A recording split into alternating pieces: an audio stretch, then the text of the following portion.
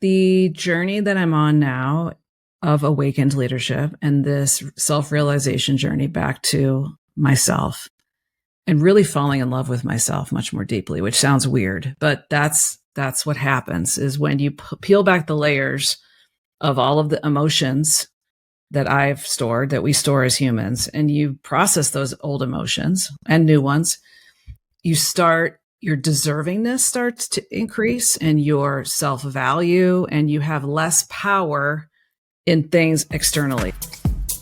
Welcome to Reward, the podcast of The Trust. We are the show specifically for women entrepreneurs who want to build businesses into the multi-million-dollar revenues and beyond, but especially because we know the reward is much greater than that. I'm Allie Brown, and I'm excited to introduce you to these diverse female leaders from a variety of industries, women making huge impact and who are unwilling to settle for the status quo. On the web, visit jointhetrust.org to learn more about our modern community for forward-thinking 7- and 8-figure women entrepreneurs. That's jointhetrust.org. See you there. Now, get ready to enjoy this episode's powerful conversation. Kris Murray, it's so good to see you. It is so great to be here again with you. I didn't know if you were ever going to come back. I mean, just to, in general, to like the country or you. Yeah. I just would see little sporadic things in my feed on Instagram, like, oh, she's in Bali, she's at Burning Man, she's having a blast. And I'm like, wow, I hope we can ever, try to get her back for a great conversation. Yeah. So I'm glad that you're still here. Are you back home now? Where are you right now? Yes, okay. I am home. I am in Colorado in the mountains, halfway between Vail and Aspen.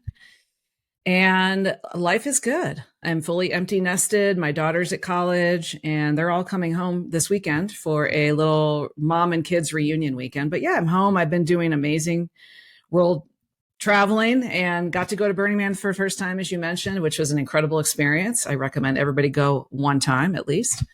But yeah, it's great to be back here on the podcast with you, Allie. I have missed you. Oh my gosh. I feel like we could do a 2-day debrief, but it's great. I'm just so happy. I want to mention to everyone, first of all, we had Kris on the show prior. So this was actually, I thought it was everything right now that feels like it was a few months ago was 3 years ago, and things that feel like they were 3 years ago were 3 months ago.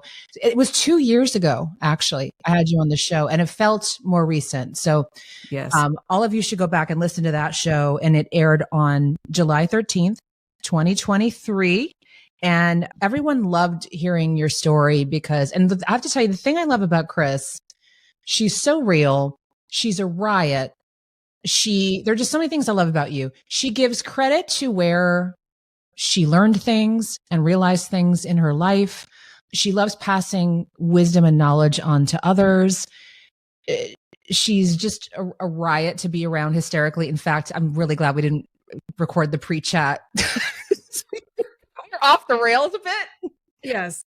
And then I'm like, oh, we didn't need to talk about how you sold your company, which is very impressive. But I love that she's half like kind of this fun, wild, amazing woman. And then you're a brilliant strategist. Like everything you have done in your career with these companies and taking them to market, and then how you structure things even tax-wise was absolutely brilliant. So I want all of you to really listen to this conversation. Go back to that original episode. Be sure you listen to it in addition to this one, because this is going to be a bit of a part 2. But Kris, maybe, why don't we start with, oh gosh, I don't know where to start. Why don't you just actually, let's jump into the fun stuff. Tell me about things you have realized. Why don't we start off with your travels, amazing things right now. And then we'll kind of go back and unpack what's happened with the businesses. What's changed for you right now? What realizations have you had?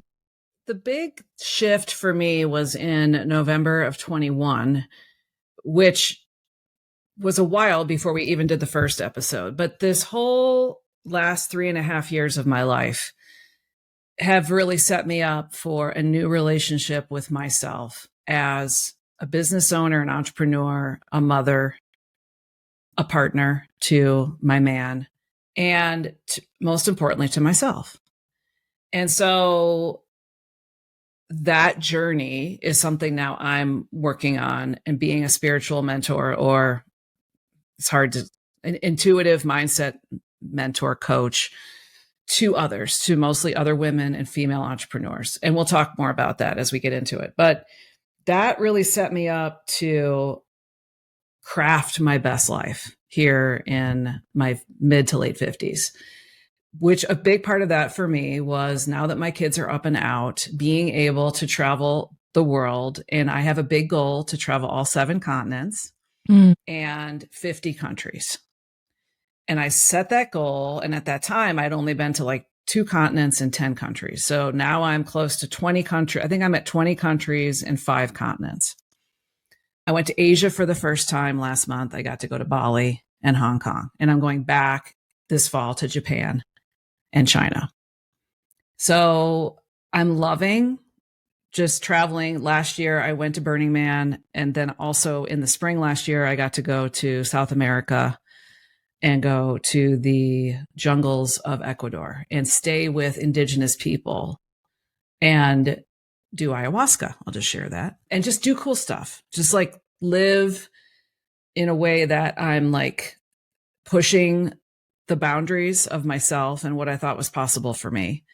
And it comes back to me in all different ways, in both the business and in my own self-concept and my realizations around myself as an entrepreneur and leader. And I call it awakened leadership is what I kind of call the container of this journey. Is I'm awakening to my higher self and to all of the possibilities, the unlimited possibilities of my life, and just saying yes, like not being afraid to say yes.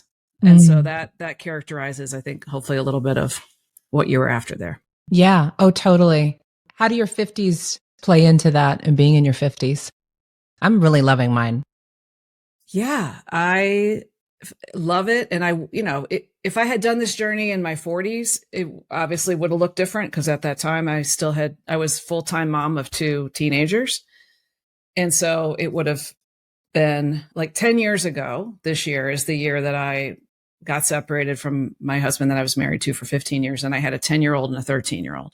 And now I have a 20-year-old and a 23-year-old. So it's exponentially different when you shift ahead 1 decade and what's possible. And so, yeah, I think being in our 50s, we start to come into our own, like we just get comfortable in our own skin. And also not having to now care for the kids day to day and make the lunches and pack and do the dinners and all of that has just freed up my energy. So it's just the dinners alone. The dinners. Oh my God, dude, the dinners. It doesn't, that's triggered me. I know the dinner. What's for dinner?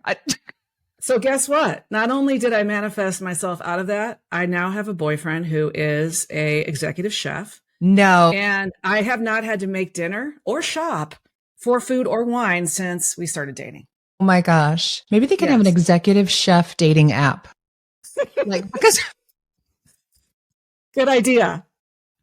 Date just for the meals, like just to have the dinner taken care of and be like, all right, I don't think that you're short. That's fine. Mine is slide. If they listen, mine is 6'2" and he can cook his ass off. Yeah, that's he's cutie too. I saw him. So yeah, thanks. Yeah. But yeah, so that was a cool manifestation of mine.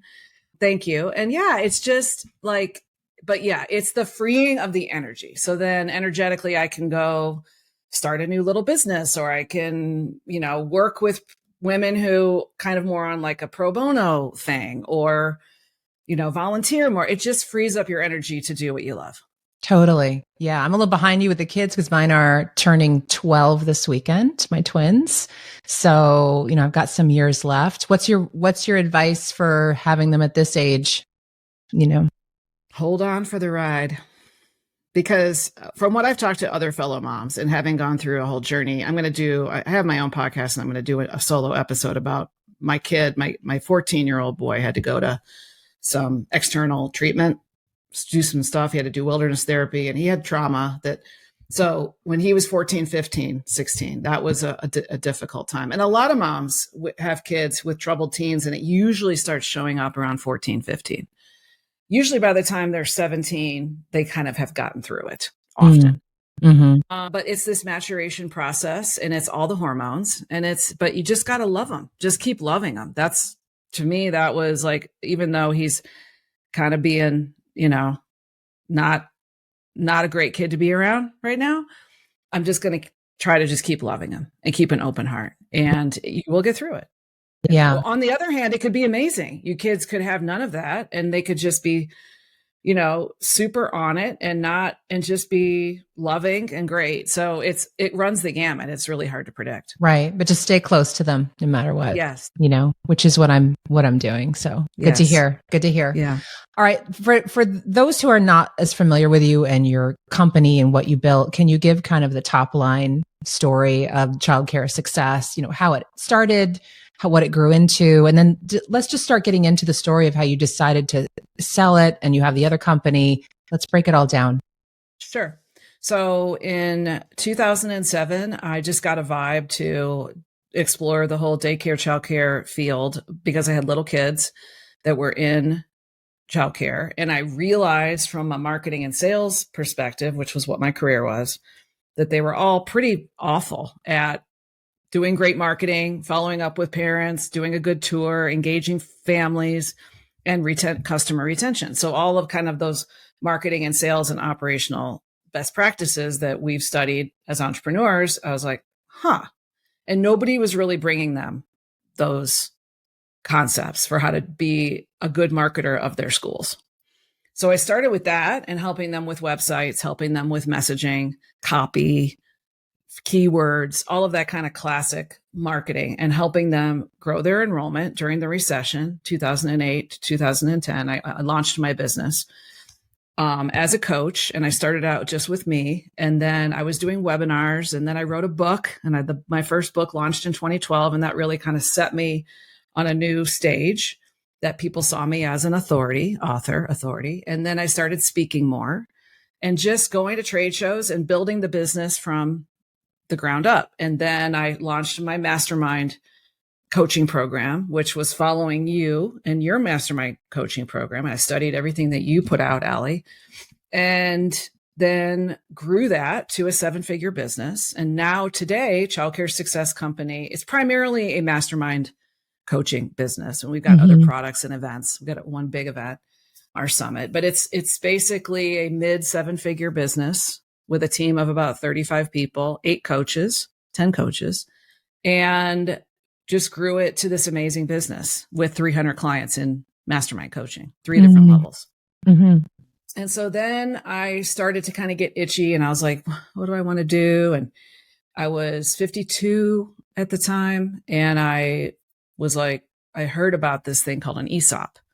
Well, before that, so I also then created a digital marketing agency with a partner, went in 50-50, and we did a bolt-on business to serve the same clientele because we were doing done with you strategies. Like we gave them the asset checklist of like everything to build in their childcare business to get them to be successful. Yeah. In all the different areas now. It's marketing, operations, finance, mindset, team, hiring, firing, everything.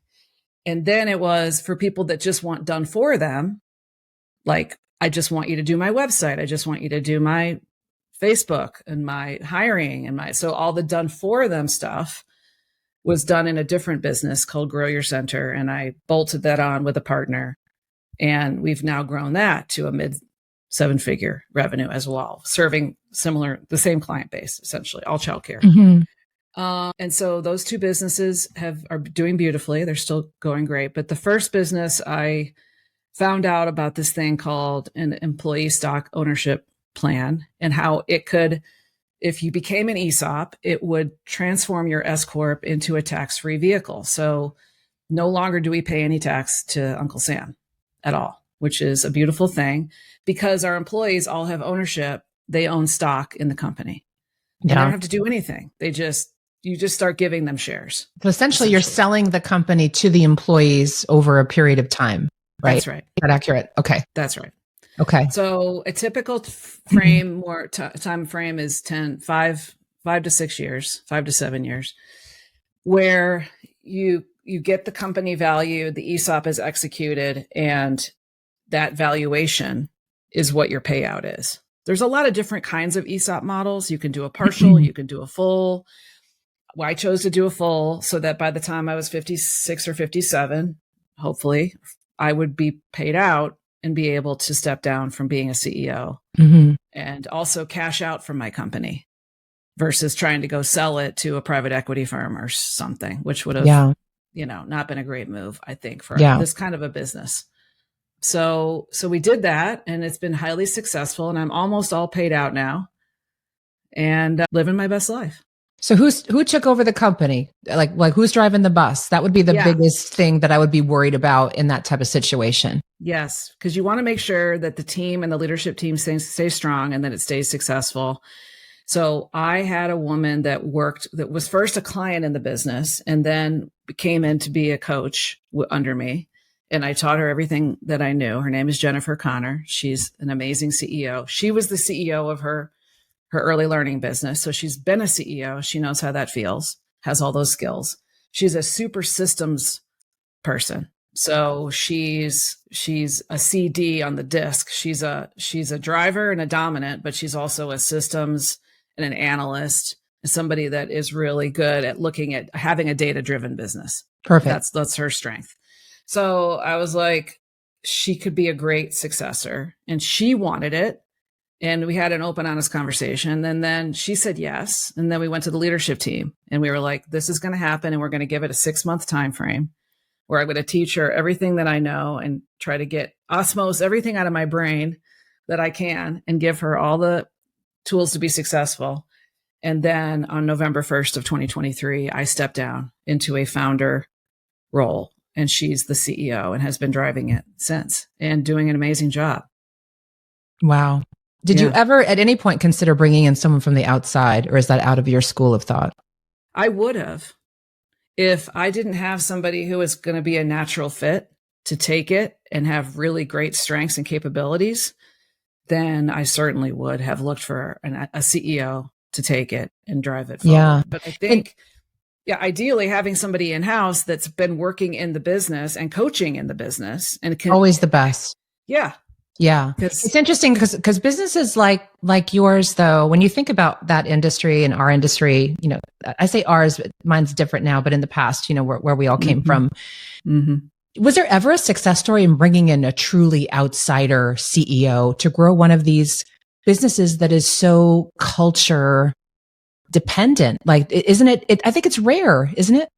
It's very rare. I mean, we've looked at other colleagues and mentors that have tried to sell these kinds of businesses to an outside firm, a private, and it seems like the PE firms and the outsiders always kind of screw it up. They'll just come in and destroy it. Yeah. Basically. And that's what I've seen. And that's what I was very nervous about. Yeah. That's what I did not obviously want to happen. No, so ideal. So that business is going great.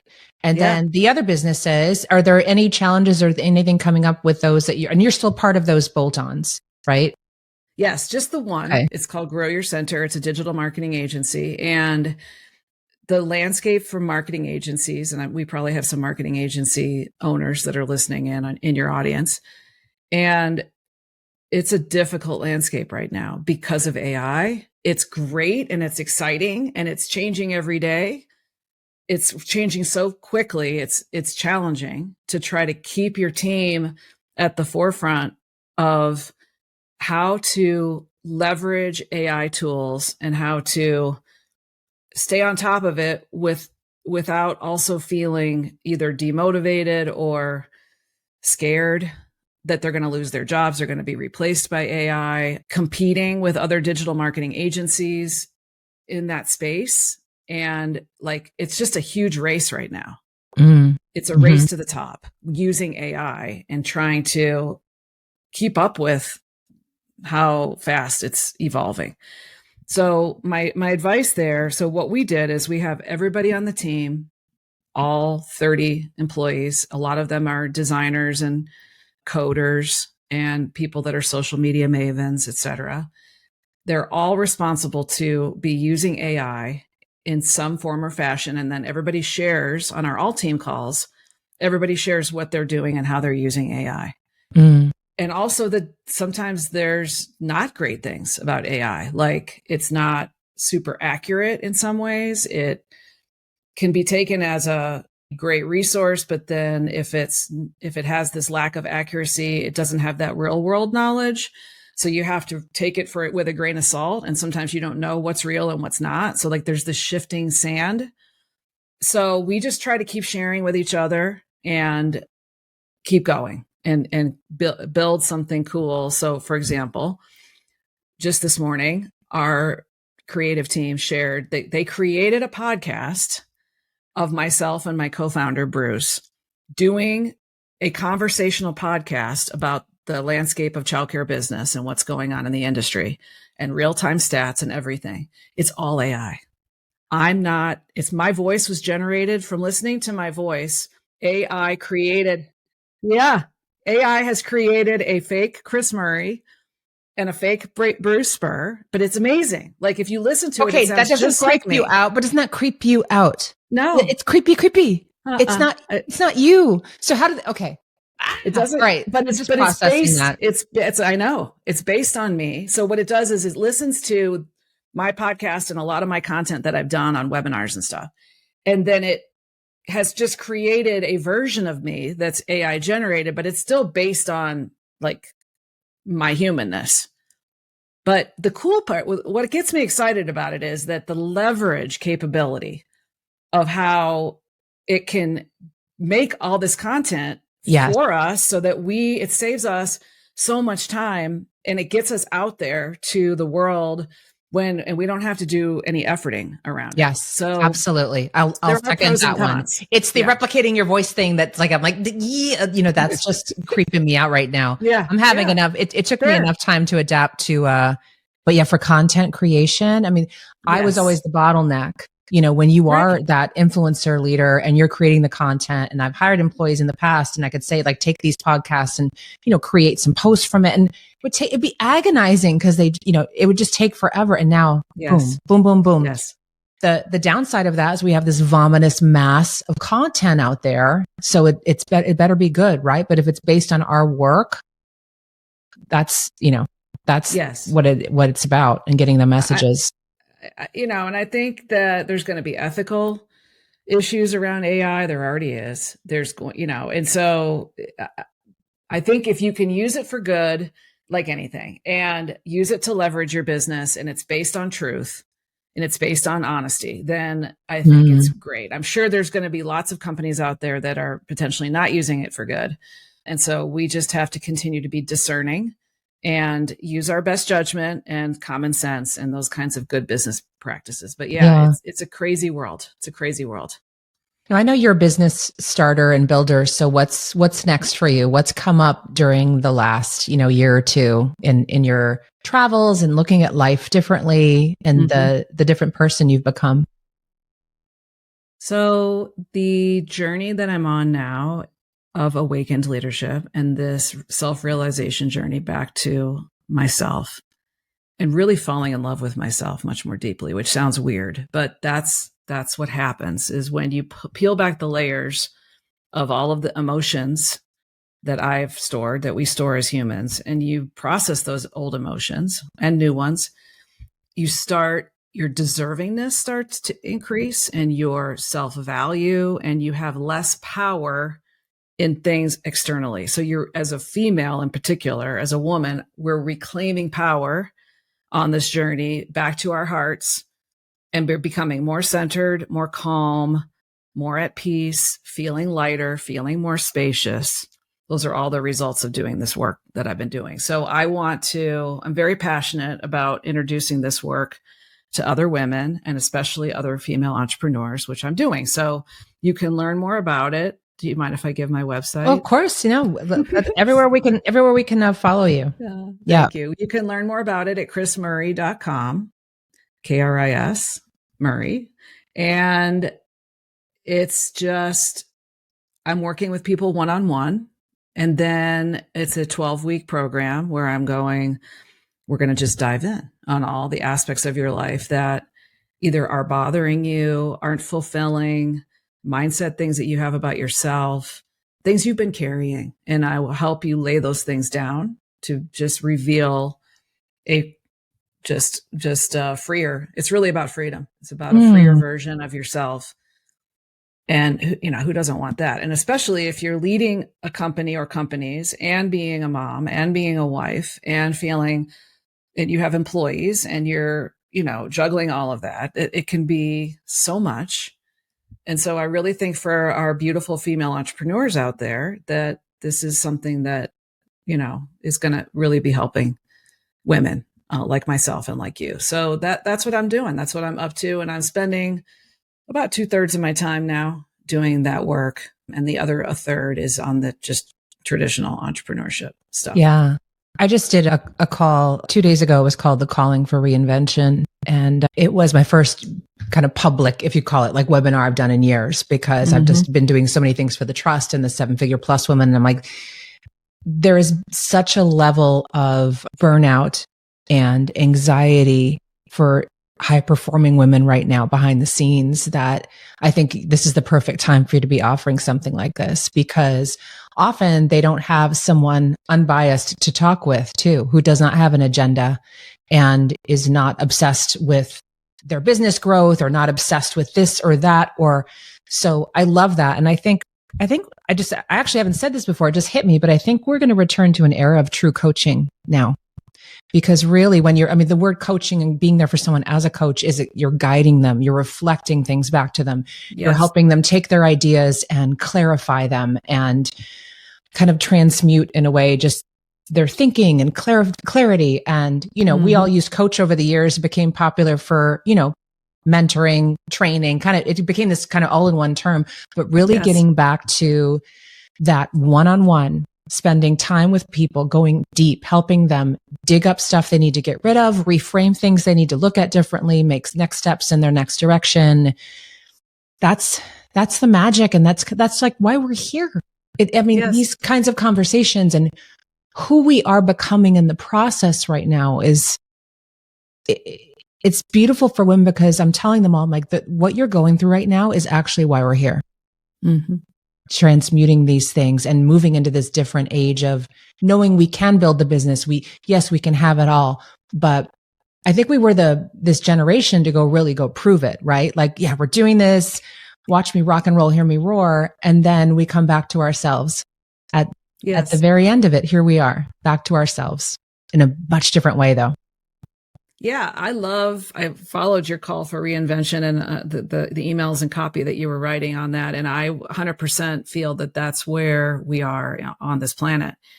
We are feeling that call. We're feeling the desire to do less, the desire to be freer in the journey, to reclaim our power, to not put all of this, worth and desire on external things, because we get those external things, whether it's the house and the car and the boat or whatever, and the man and the whatever. And then it's like, if we haven't done the work on the inside, all of that external stuff still feels unfulfilling. It doesn't make a difference. It doesn't make us happy. What makes us happy is peeling all of that away and really diving into our own essence, into our own self-love and our truth. And so that is the call for reinvention. I think it's beautiful that you are taking women on that journey, and it's much needed and different than the guys too. So we've always been a more intuitive gender, and women are usually more called to this type of a journey than men, and more willing to go there. It's a willingness too. Like, the guys have been told for so long that they have to be this masculine ideal. And so a lot of them are afraid or unwilling to go there. And they're just going to keep powering through the journey as a CEO. And that's not us. We're different. So I love that you're doing this. Maybe we do something together sometime. That'd be fun. I would love to. Yeah, that would be crazy if it was in person and not being recorded. Yeah. Well, it'd be a riot. So I have fun. I have a retreat, beautiful boutique hotel that I'm part owner in on the Big Island. And maybe we go to Hawaii and we do some kind of a retreat there. Nice. So, just something. All right, I'm so in. I'm ready for some new stuff. We will talk. That'd be awesome. Cool. Yeah. Cool. Bring the kids and I could check them in somewhere and they could go do something while we do the retreat. And I haven't been to Hawaii in a few years. Perfect. Yeah. Something like that. I love it. Yeah. So anything else we should know about you right now, or what anything you'd like to, last words, final words of success before I ask my last question. I mean, I will say one of the things that I've been working on that I think it's important for women just to note is that this whole financial piece, you can be more free in your desires and wanting to live your best life. And, I have a dream book where I have everything written down of what I want to accomplish on the rest of my time on this earth, and of just experiences, just cool experiences that I want to do. Like go to a vineyard and stomp on grapes during the stomping season and, put my feet in the, and I was thinking Lucy. Yeah, exactly. And then drink the wine, not that my feet were in, but Yeah. So those kinds of experiences, and like Burning Man was on that list. So in order to fund those dreams, taking the money from the ESOP and from that payout and then investing it into a variety of diverse vehicles. So I got 5 or 6 different real estate vehicles that are passive, mostly one or two are active, like Airbnb style. And then a big stock account I changed to who was managing it because it was not really performing. So keeping your eye on how your finances are performing, not putting your head in the sand when it comes to finances, because a lot of women, we just don't feel sometimes confident and comfortable looking at money and having conversations around money. So in order to fuel the life of your dreams, you just have to have real talk about money and then make power moves or just do things that feel good. Back to tapping into your intuition. Is my intuition telling me this is going to be a good money move or not? And then if you don't know and you don't get a message or an answer, it's just take a moment and wait. So it's really feeling into your intuition around money. And I just wanted to mention, because that's been a kind of a big thing for me. I watched my dad, he made a lot of money and he pissed it all away. He spent every last dime. And then he was up in the middle of the night stressed because he's like, how am I going to get my next dollar? Because he was a big spender. And so like, get the Porsche, sell the Porsche, do the, get the house, have to sell. Like he just was constantly in this, rat race and about it. And so I watched that and I knew I didn't want to have that. And some of us, like our parents have been teachers and been, firefighters or been like amazing servants in the community, but not making a lot of money. Teachers and firefighters and, people, they don't make. And so we're high powered entrepreneurs listening to the trust. And so we also need to feel powerful around our money. And I want women listening to this to tap into what are the things that make you feel small, recognizing when you feel contracting. And what are the things in your life that make you feel expansive and powerful and in that creative flow? Like you can recognize, I'm in a flow state right now. That's where you want to go to the expansiveness and recognize when you're in the smallness and just pay attention to it. You don't have to do anything about it. Don't freak out about it, but just pay attention to when you're feeling contracted or small and who's making you feel small in your life, and just put your attention and just question, like, how can I be more present around what's happening with the situation? What can I feel into? And then how can I reclaim my power and get back to a place of expansiveness? And so that I wanted just to share that because that's been huge for me on this journey. Perfect. Yeah. So glad you shared that. Thank you. You're welcome. What is the reward in all of this for you, Kris? The ultimate reward is my journey back to myself, my journey home to my own heart. And I believe when it's time for me to leave the planet, my energy field will leave and I'll go back up to source, and I may or may not come back down. That's the ultimate home. And that's kind of a woo-woo answer, but that's what I believe. You could say we go to heaven or we go to God, but until that time, I'm living a life that feels so beautiful and free and juicy and most like me. Like I just feel I'm in love with me and this life that I get to live. I get to wake up in the morning and just feel like I'm in this really very like neutral but beautiful. I'll call it joy for no reason, like kind of a blissful experience in my world. And then when my kids come home or, go on a cool trip with my man or go wine tasting trip or this or that or whatever, go to Japan this fall, like that's just a cherry on the sundae. But the real joy is just being at home and being in my own body and just, being this version of me. That is the true reward, is my relationship with myself. That's never been so free and easy and beautiful. Yeah. I love this. I just love it. It makes me so happy. Your happiness is making me happy, which is going to make me happy for the rest of my day. And I'm just happy. Good. Here we are being happy. And I love it. So thank you. You're amazing. You deserve every ounce of this and more. I saw how hard you worked. Like I saw, it's been such a pleasure knowing you. Has it been like 20 years now? I'll tell you. I'll tell you exactly when it was. So, and we didn't meet, but I saw you on stage. You were the only female in 2006.